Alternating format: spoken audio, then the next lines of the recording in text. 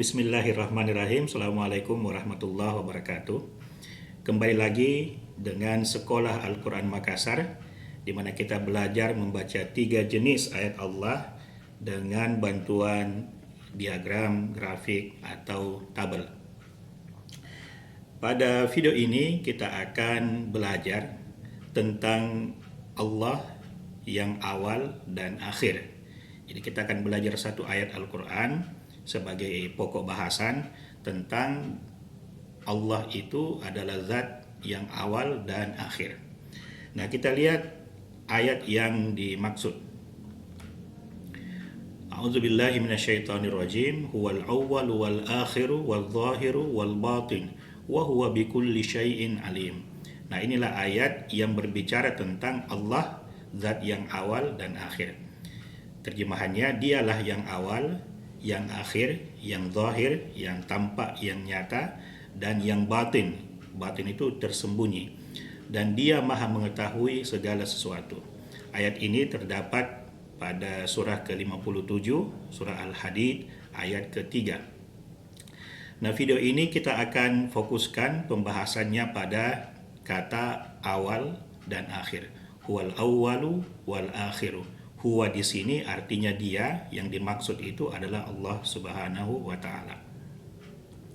Nah, kita lihat di sini Allah disebut sebagai huwa.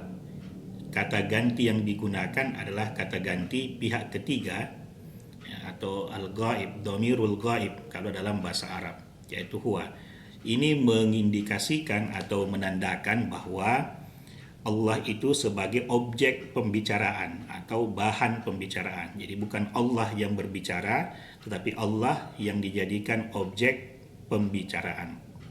Jadi dalam perspektif yang berbicara, dia melihat Allah sebagai zat yang al-awwalu dan al-akhiru. Jadi dia melihat Allah sebagai al-awwal dan al-akhir. Nah, di sini pemahaman yang kita peroleh adalah Allah sebagai zat yang awal, itu maksudnya belum ada sesuatu atau belum ada ciptaan. Nah, sedangkan Allah sebagai yang akhir artinya adalah segala sesuatu atau segala ciptaan itu musnah. Nah, inilah pemahaman dasar tentang Allah sebagai zat yang al-awwal, yang pertama, dan al-akhir, yang terakhir. Nah, kita lihat pembahasan atau rincian pembahasannya. Nah, Allah adalah awal itu berarti belum ada sesuatu, belum ada syai'un selain Allah, belum ada ciptaan selain dirinya. Jadi yang ada itu hanya Allah sendiri, Allah sendirian. Nah, hingga pada satu titik masa, ini masa kita kasih tanda petik, ya. Allah berkehendak untuk menjadikan atau menciptakan syai'un. Allah berkehendak menciptakan sesuatu selain dirinya. Nah, ini kita bisa baca dalam Quran surah ke-36, surah Yasin ayat 82. A'udzubillahi minasyaitonirrajim. Innama amruhu idza arada syai'an ayyaqula lahu kun fayakun. Sesungguhnya urusannya apabila dia menghendaki sesuatu, dia berkata kepadanya, kun, jadilah, fayakun, maka jadilah sesuatu itu. Nah, di sini kita memahami bahwa karena sebelum ada ciptaan, yang ada hanya Allah sendiri, maka di sini lahu ini, hu ini, ya, nya di sini terjemahannya, ya, nya ini kembali kepada amruhu, kembali kepada dia, ya. Nah, di sini yang dimaksud itu adalah Allah. Jadi innama amruhu, sesungguhnya urusannya atau perkaranya Allah, idza arada syai'an, ketika tak kala apabila arada syai'an, dia menghendaki sesuatu, ayyakula lahu, dia berkata kepada dirinya, kun, jadilah, fayakun, maka jadilah sesuatu itu. Kenapa berkata kepada dirinya sendiri? Karena pada saat itu belum ada syai'un, belum ada sesuatu. Nah, sehingga ada sesuatu yang paling pertama yang diciptakan, dan syai'un yang paling pertama itu ya berasal dari Allah Subhanahu wa taala. Nah, kita lihat ada syai'un, ada sesuatu selain Allah yang pertama kali Allah jadikan, Allah ciptakan atau Allah adakan, Allah wujudkan dengan iradahnya, dengan kehendaknya dan dengan perintah kun fayakun.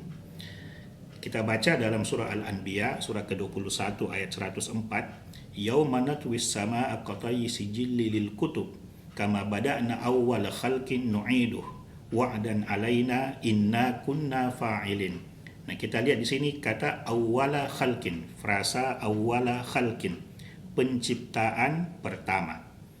Jadi ada yang diciptakan pertama kali yang berasal dari Allah Subhanahu wa taala.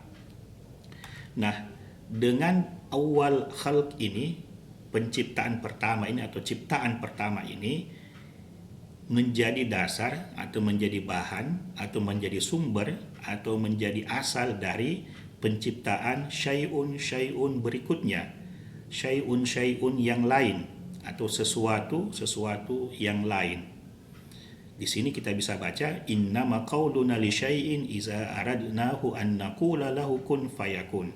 Nah, di sini innama qauluna, sesungguhnya ya, kami, qauluna, di sini sudah memakai nahnu. Qauluna, perkataan kami, firman kami, li syai'in, kepada sesuatu, iza aradnahu, ketika kami menghendakinya, an naqula lahu kun fayakun. Kami firmankan, kami katakan kepadanya, kepada syai'un ini, kun fayakun. Jadilah, maka jadilah sesuatu yang dikehendaki itu. Nah, inilah pemahaman yang kita peroleh bahwa Allah sebagai zat yang awal, dalam pengertian bahwa sebelum Allah menciptakan, Allah berkehendak untuk mengadakan syai'un, dia sendirian, tidak ada sesuatu selain dirinya. Nah, ketika dia berkehendak menciptakan syai'un, dia berkata kepada dirinya kun, maka syai'un yang dikehendaki itu fayakun, menjadi atau muncul atau mewujud. Nah, dari syai'un yang pertama ini dibuatlah syai'un yang lain, sesuatu yang lain. Innama qauluna, sesungguhnya perkataan kami, firman kami, li syai'in, kepada sesuatu, idza aradnahu, ketika kami menghendakinya, an naqula lahu kun fayakun. Nah, sehingga kalau kita gambarkan dalam skema sederhana, kira-kira seperti ini. Jadi pada awalnya tidak ada selain Allah, kan Allah belum berkehendak mengadakan, menciptakan sesuatu. Dia Allah itu sendirian, ya, sendirian dia, tidak ada yang sesuatu selain Allah, tidak ada selain Allah. Nah, ketika arada syai'an, dia menghendaki sesuatu, dia berkata kun fayakun. Nah, jadilah sesuatu itu. Nah, dari sesuatu yang pertama ini, awal khalqin, ciptaan pertama atau penciptaan pertama, muncul ciptaan berikutnya atau syai'un berikutnya, syai'un berikutnya. Nah, seluruh syai'un ini kemudian mengada, mewujud, sampai kemudian tiba batas di mana syai'un yang tadinya tidak ada kemudian ada, akan menjadi kembali tidak ada, di mana dia akan musnah, dia akan hancur. Kita baca dalam Al-Quran surah ke-28 Al-Qasas ayat 88. Wala tad'u ma'allahi ilahan akhar la ilaha illahu kullu syai'in halikun illa wajhah. Jadi segala sesuatu, kullu syai'in halikun, binasa, illa wajhah, kecuali melainkan wajhah, wajahnya, atau kecuali Allah Subhanahu wa taala. Lahul hukmu wa ilaihi turja'un. Nah, di sini kita membaca bahwa syai'un yang tadinya tidak ada kemudian ada, akan tiba masa di mana syai'un ini kembali menjadi tidak ada sehingga Allah kembali sendiri. Nah, itulah kondisi di mana kita selaku pihak yang membicarakan Allah menyebut Allah al-akhir, yang paling terakhir. Tidak ada lagi sesuatu yang ada selain Allah Subhanahu wa taala. Nah, inilah konsep wal awwalu wal akhiru yang tadi kita lihat di bagian depan ini dia. Jadi huwal awwalu wal akhiru, dalam perspektif kita sebagai pihak yang membicarakan Allah Subhanahu wa taala, kita memandang Allah sebagai al-awwal, yang pertama, wal akhir, dan yang terakhir.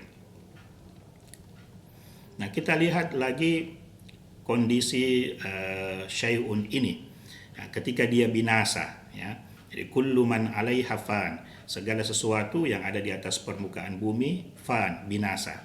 Wa yabqa wajhu rabbika dzul jalali wal ikram, dan kekallah, ya, wajhu rabbika, wajah Tuhanmu atau Allah Subhanahu wa taala, dzul jalali wal ikram, yang memiliki al jalal, kebesaran, keagungan, wal ikram, kemuliaan. Nah, ini ayat yang membicarakan tentang bahwa segala sesuatu pada suatu titik masa akan musnah, sehingga tinggal Allah lagi sendirian seperti sedia kala. Kalau kita gambarkan dalam skema yang lain, kita akan melihat seperti ini, bahwa pada mulanya Allah sendiri, belum ada syai'un. Nah, kemudian Allah berkehendak menciptakan atau mengadakan, menjadikan syai'un. Nah, seketika itu pula muncullah syai'un, mewujudlah syai'un, yang tadinya hanya Allah yang wujud.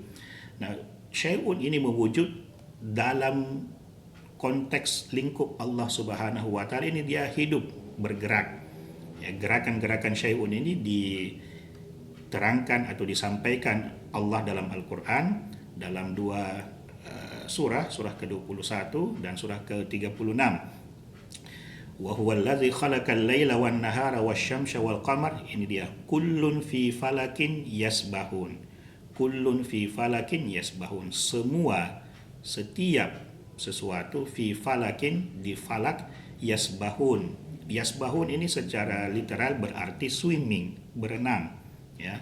Di sini dia berarti bergerak sesuai dengan garis edarnya atau sesuai dengan orbitnya. Di ayat yang lain, la syamsu yanbaghi laha an tudrikal qamara walal lailu sabiqun nahar wa kullun fi falakin yasbahun, sama. Kullun fi falakin yasbahun, segala sesuatu yang ada itu yasbah, berenang, bergerak, beredar, ya, sesuai dengan orbitnya masing-masing. Hingga tiba masanya, kullu syai'in ini halikun, segala yang ada ini musnah, illa wajah, kecuali Allah Subhanahu wa taala. Nah, sehingga kalau kita menganggap surga neraka itu syai'un, maka suatu saat surga neraka itu akan musnah. Kalau kita menganggap arsy Allah itu adalah syai'un, maka suatu saat arsy Allah itu akan musnah, dan seterusnya dan seterusnya. Seluruh yang ada, seluruh yang diciptakan Allah, baik yang kita tampak syahadah maupun yang tidak kita tampak gaib, itu akan musnah dengan kullu syai'in halikun illa wajha. Nah, pada kondisi ini Allah yang tadinya sendiri, kemudian dalam tanda petik ramai dengan ciptaan, berbagai macam, berpasang-pasangan, hidup, bergerak, beredar, itu kemudian akan hilang semua ini hingga kembali kepada kondisi yang semula tadi, al-akhir, yaitu tidak ada syai'un, semua ciptaan Allah musnah. Nah, inilah pemahaman yang kita peroleh tentang Allah sebagai zat yang awal dan yang akhir. Nah, semoga ini memberikan manfaat. Kita ketemu di pelajaran berikutnya. Saya ucapkan terima kasih karena telah menyimak pelajaran kedua ini. Allah adalah awal dan akhir. Pelajaran pertama kita adalah tentang 3 jenis ayat Allah. Kita selesai di sini. Terima kasih. Assalamualaikum warahmatullahi wabarakatuh.